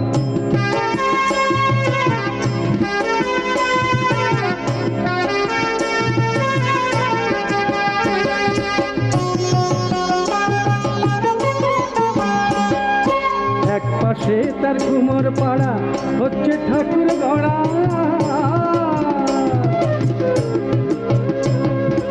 এক পাশে তার কুমোর পাড়া হচ্ছে ঠাকুর গড়া, তার পাশে আছে যে মদন মোহন তলা। এক পাশে কুমোর পাড়া হচ্ছে ঠাকুর গড়া। একটু অন্য ধরনের ভক্তি সঙ্গীত এটি আর কি। এর পাশাপাশি আরেকটা গান শোনাই গোবিন্দ গোপাল ও মাধুরী মুখোপাধ্যায়ের গাওয়া, দিলীপ কুমার রায়ের লেখা এবং সুরে।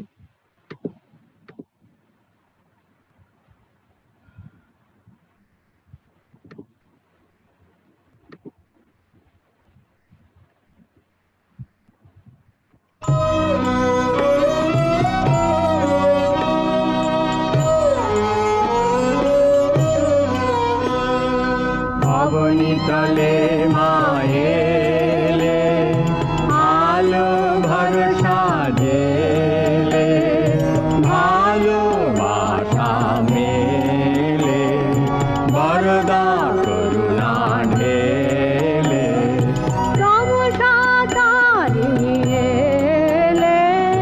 বিপুল বিলাসিনী এলে,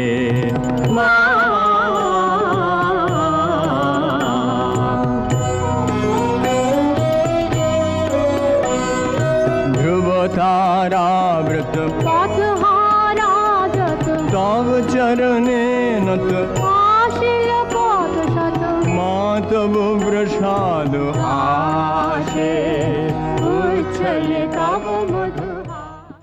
এই গানটি শুনে আপনাদের সদ্য শোনা দিলীপ রায়ের কথা মনে পড়তেই পারে। গোবিন্দ গোপাল গান শিখেছেন দিলীপ রায়ের কাছে। গোবিন্দ গোপাল মাধুরী ও গোবিন্দ গোপালের স্ত্রী, তো কাজেই খুব স্পষ্ট তাদের প্রভাব গায়কিতে। আর এদেরই মেয়ে কন্যা বিশ্বভারতীর অধ্যাপিকা বিখ্যাত গায়িকা স্বস্তিকা মুখোপাধ্যায়, আপনারা জানেন। তো জীবনে আমার এক সময় সুযোগ হয়েছিল গোবিন্দ গোপাল মুখোপাধ্যায়ের কিছুটা সংসর্গ করার আর কি, তখন তার বিপুল প্রতিভার কিছু পরিচয় পেয়েছিলাম। এরপরে যে কথা বলছিলাম যে ইসলামী গান, আমরা কি এখানে কমলাকান্তের গান কি শুনলাম? হ্যাঁ, কমলাকান্তের ধনঞ্জয়ের কমলাকান্তের, হ্যাঁ কমলাকান্তের না। হ্যাঁ, আচ্ছা, এরপরে ইসলামী গানে আসি। ইসলামী গানে নজরুল ছাড়া আমি আর কারো কথা মনে করতে পারি না যে এত সফল সার্থক ইসলামী গান তিনি লিখেছেন।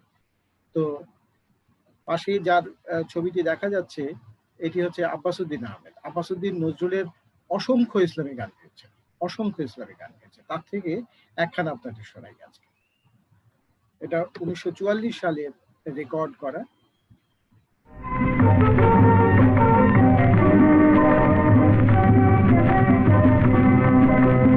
ঈদ মুবারক हो, ঈদ মুবারক, ঈদ মুবারক, ঈদ ঈদ মুবারক हो, ঈদ মুবারক, ঈদ মুবারক, ঈদ ঈদ মুবারক हो।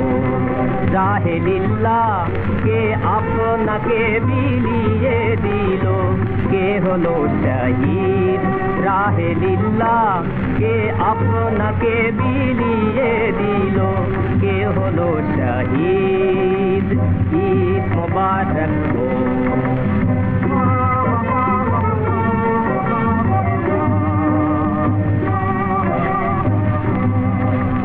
कुर्बानी आज दिलो खुदाए दौलत हो हजमत, जार निजेर बोले रोइलो शुधु आल्लाह हजरत। जे कुर्बानी आज दिलो खुदाए दौलत हो हजमत, যার নিজের বলে রইল শুধু আল্লাহ হযরত, যে রিক্ত হয়ে বেরোয় আজি অমৃত তৌহিদ। ঈদ মোবারক। এরই সঙ্গে আরেকটা গান শুনবো, আশরাফ আলী, এটা 1938 সালে, এটিও নজরুলের গান। এই গানটি শুনি।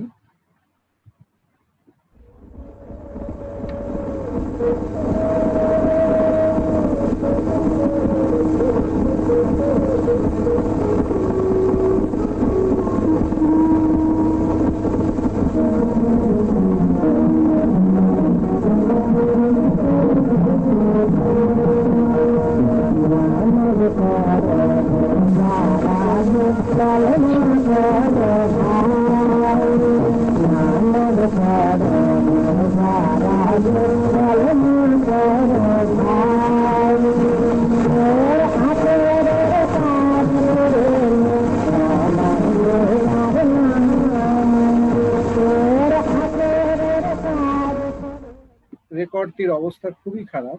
নামাজ পড়ো, রোজা রাখো, এই হচ্ছে গানটি আর কি। তো এই অবধি শুনে আমরা ভক্তিগীতির প্রসঙ্গটা আপাতত তাতে ছেদ টানবো।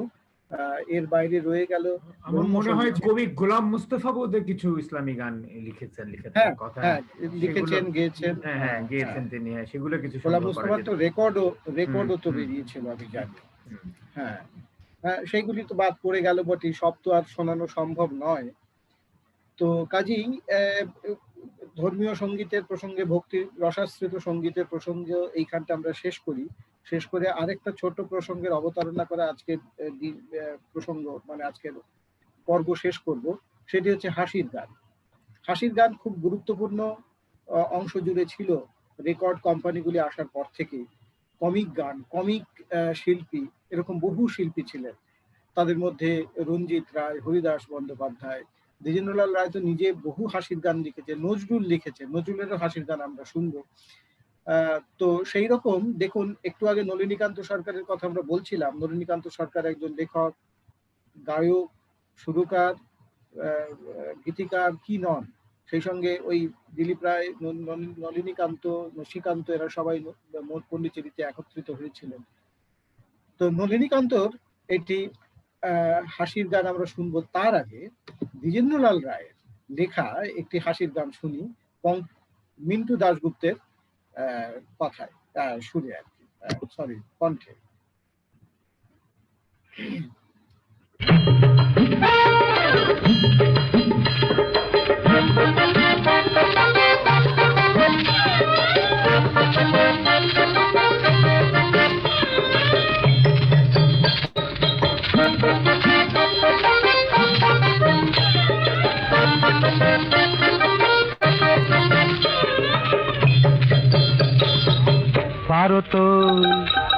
পারো তো জন্ম না কেউ বিশুদ্ধবারের বার বেলায়, জন্ম তো সামলাতে পারবে না তো তার খেলায়। পারো তো জন্ম না কেউ বিশুদ্ধবারের বার বেলায়, দেখো বিশুদ্ধবারের বার বেলায় আমার জন্ম হইল, তাই দিল মোরে কালো করে, তাই দিল কালো করে, রোদে ধরে মাখিয়ে মাখিয়ে তৈল। পারো তো জন্ম না কেউ বিশুদ্ধবারের বার বেলায়।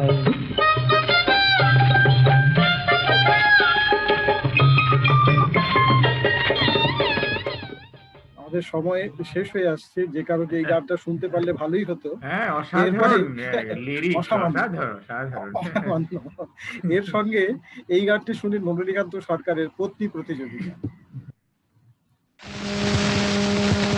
বিয়ের পরে যদুর মধুর প্রথম দেখা, যদু বলে আমার বউ ভাই ভারী আপ টু ডেট, মধু বলে আমার বইয়েরই খাতা এদিকে কি আর বলিব যদু। যদু বলে বউকে চিনতাম বিয়ের আগে থেকে, মধু বলে বউকে প্রথম দেখেছিলাম লেখে, যদু বুঝলে কিছু। যদু বলে আমার বউয়ের মাথায় চুলের বোঝা, মধু বলে আমার বউ ভাই খোপাই বোঝে মোজা যদু সত্যি কথা। যদু বলে আমার বউয়ের বয়স যে 17। মধু বলে মোর চেয়ে বউ 5 বছরের বড় যদু হাঁ করিয়ে দে। মধু বলে মোর চেয়ে বউ 5 বছরের বড় যদু হাঁ করিয়ে দে। যদু বলে মোর বউ গায়ে রবি বাবুর গান। যদু বলে মোর বউ গায়ে রবি বাবুর গান। মধু বলে বউ বাংলা গানে মারে ঠুমরির টানে যদু শুনো জাগে। মধু বলে বউ বাংলা গানে মারে ঠুমরির টানে যদু শুনো জাগে। যদু বলে আমার বউয়ের জন বৈষম্য আছে। মধু বলে বউ হাত পা বেঁধে হেজর জলে ভাসে যদু ভিড় জলে যায়। মধু বলে বউ হাত পা বেঁধে হেজর জলে ভাসে যদু ভিড় জলে যায়। যদু বলে বউ টকি দেখতে বড্ড ভালোবাসে। যদু বলে বউ টকি দেখতে বড্ড ভালোবাসে। মধু বলে বউ সেই টকিতে পেলে পরে আসে যদু চুপ করলে দে। যাই হোক এই সমস্ত মানে পুরোটা শুনতে পারলে খুব ভালো হতো।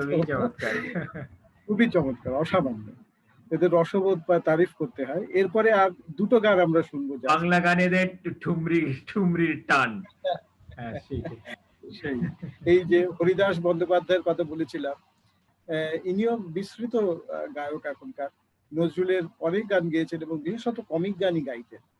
তো কবির লড়াই বলে নজরুলের একটি গান ছিল, তো সেটি শুনে দেখুন, চমৎকার মজার গান। পল্লীগ্রামে একরকম লড়াই আছে, তাকে বলে কবির লড়াই। এতে একজন দেয় চাপান, আরেকজন দেয় কাটান।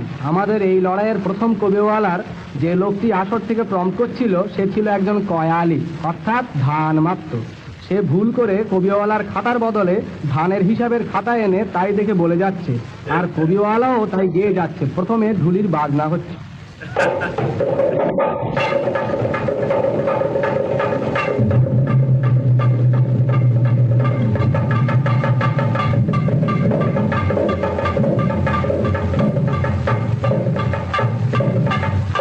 বড় সংকটে পড়েছি মাগো, দেও মা পদ তরি করে যাই। 1325 পোষ গুজরতে খোদ খেদু মোড়ল 17.5 ধান। 1325 পোষ গুজরতে খোদ খেদু মোড়ল 17.5 ধান। ওরে লারে না, ওরে লারে না, কয়ালি কি কয়ালি, ধানের খাতার হিসাব বলে চুলমান মোর সব খাওয়ালি। কয়ালি কি কয়ালি, কয়ালি কি কয়ালি।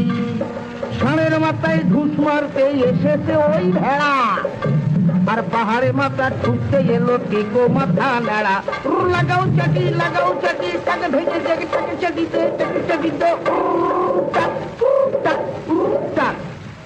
তোর ভাগ পড়ে নিকো এলেন কবি গান গাইতে। আর লাভ দিলারে ডোবাই এলো সমুদ্রে লাইতে। ওরে নাকানি চোপালি, নাকানি চোপালি, নাকানি চোপালি। চাপাল দিব বাবুরা সব শুনো যতপর, এই চাপালের চটি বাতার আসবে কেটে জ্বর। ধর ধর লেপ ঠেসে ধর, ধর ধর লেপ ঠেসে ধর, মালোয়ারি জ্বর লেপ ঠেসে ধর। বলি ভূতের বাপের নাম কি? আর ডিম দেয় কোন ঘোড়ায়? 10টা মুন্ডু নিয়ে রাবণ কেমন করে ঘুমায়। শিবের মাথায় গঙ্গা, হয় না কেন সর্দি? আর বলতে পারলে বলবো কবি নয় একদম রদ্দি। কুড়ি কুড় কুড় কাকুর কাকুর, কুড়ি কুড় কুড় কাকুর কাকুর, ঝিনেতে চলে যা ধা, ঝিনেতে চলে যা ধা, ঝিনেতে চলে যা ধা। যার সাথে পাল্লা দিচ্ছিল তার নাম গুমানি। বলি গুমানির নাম নিয়ে তুই যে মান করিস এত, ওই নামের প্রথম অক্ষর কি জানে সকলে তো? ঘুমাবি কবি রে, হায় হায় মরি মরি ঘুমাবি কবি রে, ঘুমাবি ও ঘুমাবি, ঘুমাবি ও ঘুমাবি ও ঘুমাবি, ঘুমাবি মানি গেলে রইবে বাকি কি, আর পায়ে মারালে লাইছে যে হয় বলবো না নাম, আরে ফি আরে ফি আরে ফি। বুঝাই যাচ্ছে এই ব্যাপারগুলি, এই গানগুলি নিয়ে এখন আর আমাদের খুব একটা চর্চা হয় না। সত্যি অসামান্য গান সমস্ত। এরই সঙ্গে যার ছবি দেখুন দেখা যাচ্ছে তার নাম অনাথনাথ বসু। কেন এর ছবিটা দিলাম সেটি পরের স্লাইডটা দেখে তার গানটা আমি শোনাচ্ছি। এই ছবিটা দেখে মনে পড়ে নিশ্চয়ই আপনাদের যে সত্যজিৎ রায়ের আমাদের গুপি গাইন বাঘা বাইনের বিখ্যাত গান, আর শুনে দেখুন একটু।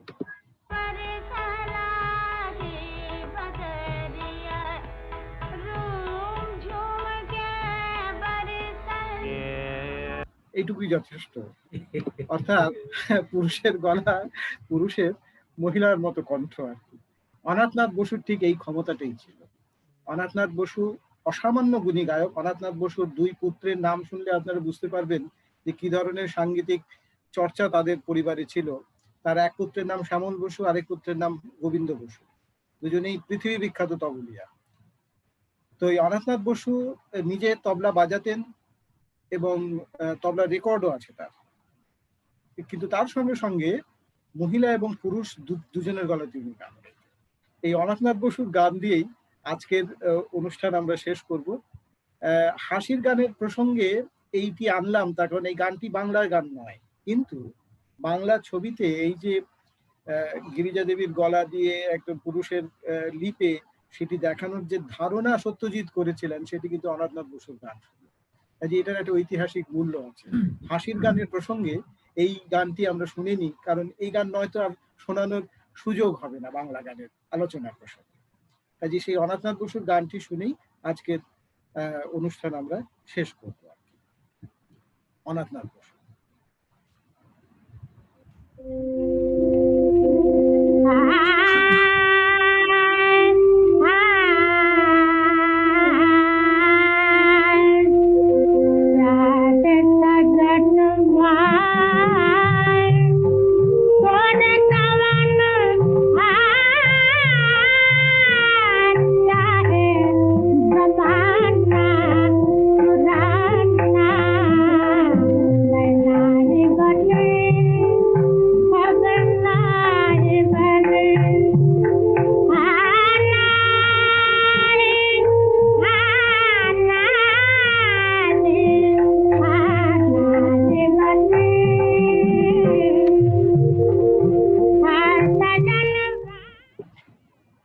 থাক, এটি একজন পুরুষের গলা, হ্যাঁ, পুরুষ মানুষের কণ্ঠ।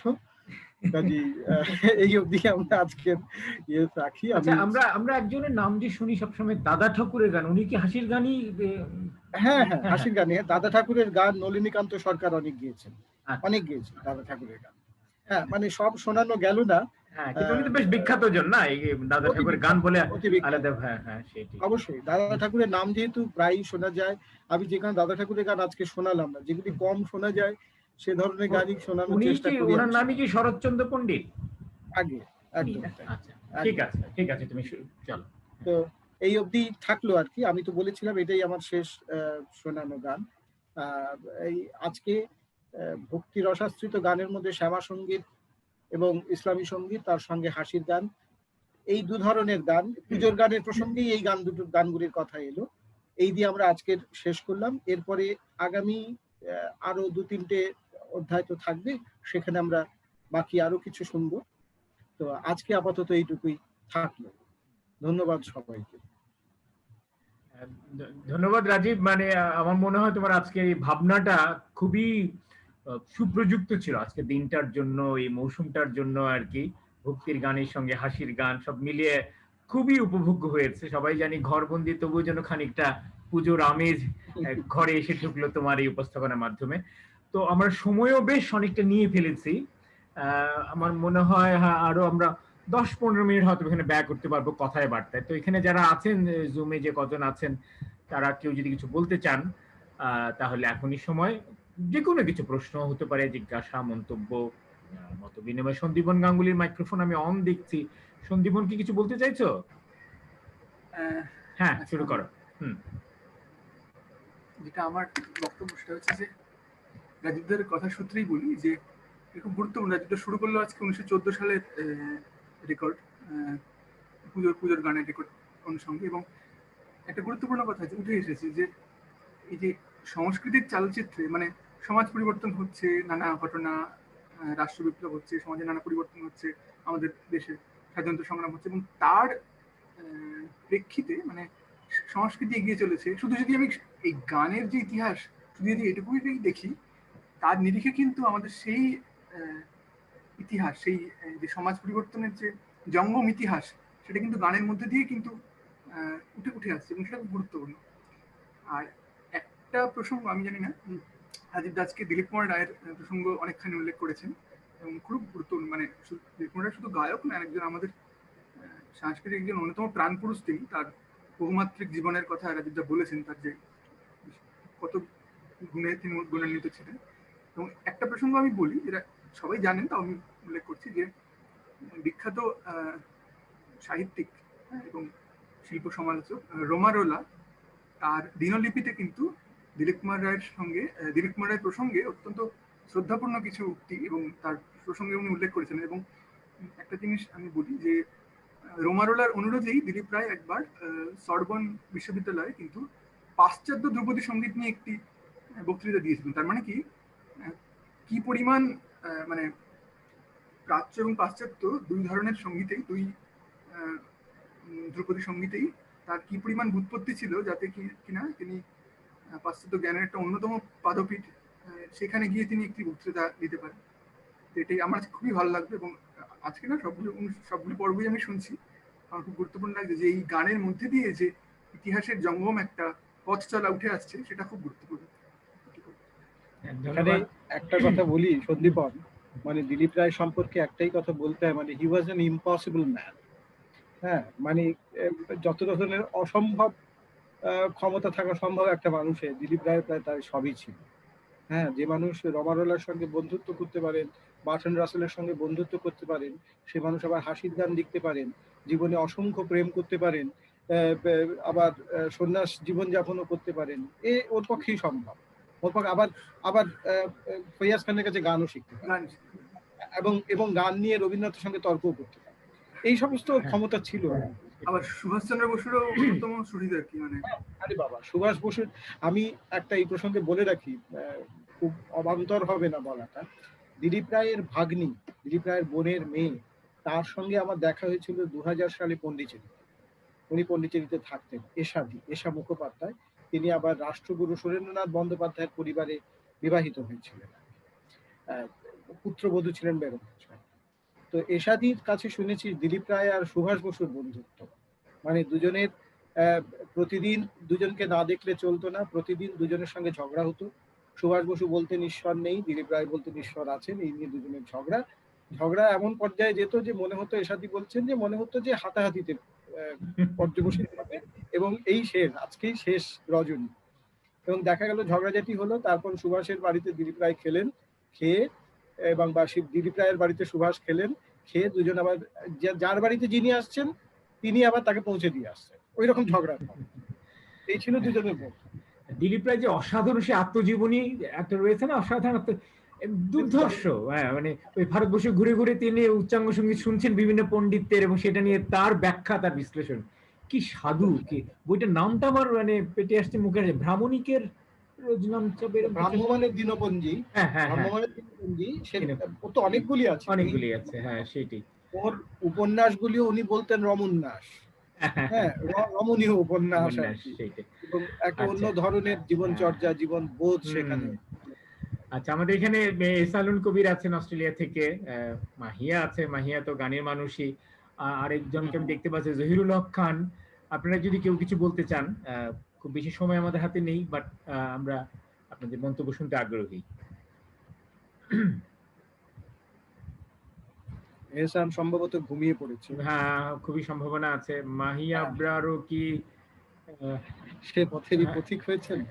হ্যাঁ হ্যাঁ, উম, মাহিয়া এই না হ্যাঁ মাহিয়া রাজীব, হ্যাঁ হ্যাঁ রাজীব, তোমার এই অনুষ্ঠান কি বলবো, এত এত উপভোগ করছি ভাবা যায় না। তোমাকে অনেক ধন্যবাদ এই জন্য যে মানে সে নস্টালজিক করে দিচ্ছে। যখন পুজোর গানগুলো হচ্ছিল তুমি, আমি তো আর অত আগের গানগুলো তো আর আগে শুনিনি, কিন্তু 70-80 দশকের গানগুলো দিচ্ছিলে, খুবই নস্টালজিক হয়ে যাচ্ছিলাম। খুব ভালো লেগেছে। তো তুমি আসলে আমাদের গানগুলি দারুণ শুনলে, জিনিস উপহার দিচ্ছ। হ্যাঁ, এই গানগুলি শুনলে আমার ছোটবেলার স্মৃতি হচ্ছে যে পুজোর প্যান্ডেলই সেগুলি শুনতে পারতাম।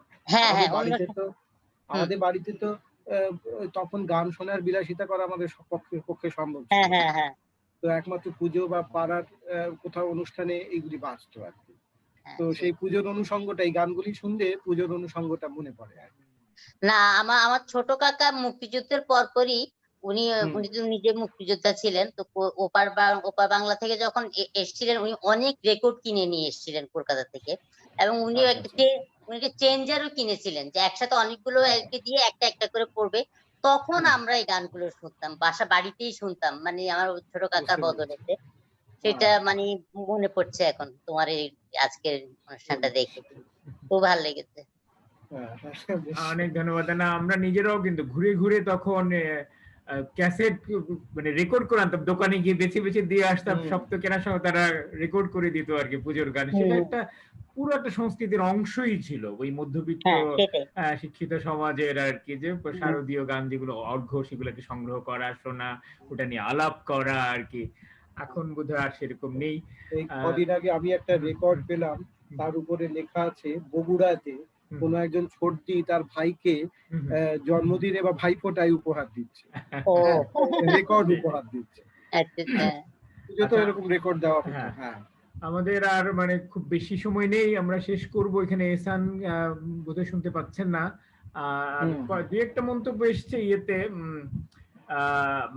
আমাদের লাইভে, আমি বলি। অদিতি চক্রবর্তী তিনি লিখেছেন, এত অঘটন ঘটিয়ে গেছেন দিলীপ রায়। বিস্মিত হচ্ছেন তিনি অঘটন কোট আনকোট, এখানে নিশ্চয়ই অনেক অর্থবহ এই অঘটন নানা অর্থে তিনি ব্যবহার করেছেন। সুদীপ দেওয়ানজি লিখেছেন, শ্রমসাধ্য গবেষণার প্রস্তুতি এই উপস্থাপনা, বলাই বাহুল্য। এর পেছনে কত শ্রম এবং কত প্রেম যে যুক্ত আছে সেটা আমরা বলতে পারি না। প্রতিদিন এই প্রত্যেক দিনের অনুষ্ঠানের আগে আমি ভাবি যে আর নয়, আজকেই শেষ, কিন্তু এত পরিশ্রম হয়, এত পরিশ্রম হয়, আমি বুঝি। দেখতে পেয়েছেন আপনারা যে দুই একটা ক্ষেত্রে নেহাত মানে এতগুলি তথ্য নিয়ে কাজ করতে গিয়ে অনবদান হয়ে যায়। তাপস হালদার লিখেছেন, এই ধরনের আড্ডা আরো হওয়া উচিত, অর্থাৎ তুমি খুব একটা সহজে পালাতে পারছো না, আর আড্ডা হওয়া উচিত। আমাদের সুরঞ্জিত লিখেছে, আমাদের বিখ্যাত তবলা শিল্পী, অনেক তথ্য জানতে পারছে আজকে। সুরঞ্জিত পাঠিয়েছিলাম, যে এটা দেখছে শুনছে, আমার খুব ভালো লাগছে। শাহরিয়ার পারভেজ চট্টগ্রাম লিখেছে, সমৃদ্ধ আয়োজন। তো এই কিছু মন্তব্য এসছে। যাই হোক, আমার মনে হয় আজকে ইতিটানি, তোমারও নিশ্চয়ই ঘরে আজকে ভালো ভোজনের একটা আয়োজন থাকা, তাই খুবই স্বাভাবিক নিশ্চয়ই তার সুঘ্রাণে তুমি উতলা হয়ে উঠছো। তোমাকে আর মানে সেই সুঘ্রাণ আপনার নাকে যে পৌঁছচ্ছে এটা বোঝা যাচ্ছে। না না, মাসিমা তো বলেছে কি রান্না করতে আসছে, কি রাঁধতে মাসিমা বলে দিয়েছে অলরেডি। আমরা একেবারে শুকনো মুখে নিয়ে আমাদের একজন বন্ধুজন আমাদের জন্য নানা রকমের নাড়ু, সন্দেশ ইত্যাদি করে পাঠিয়েছেন, আমরা সেগুলো সেখান থেকে তিনি নিয়ে এসছেন আর কি। হ্যাঁ, ঠিক আছে। তো অনেক অনেক ধন্যবাদ রাজীব। উপভোগ করো পুজোর বাকি মৌসুমটা। আপনারা যারা এসছেন সবাইকে ধন্যবাদ, যারা লাইভে দেখলেন সবাইকে ধন্যবাদ জানাচ্ছি। আমাদের পরবর্তী আসর বসবে আবার 8ই নভেম্বর রবিবার। সেদিনও নিশ্চয়ই এরকম কোনো এক সোনার খনি নিয়ে উপস্থিত হবেন রাজীব আমাদের সামনে। ততদিন আপনারা ভালো থাকুন, সুন্দর থাকুন। শুভরাত্রি। শুভরাত্রি। সকলে ভালো থাকুন।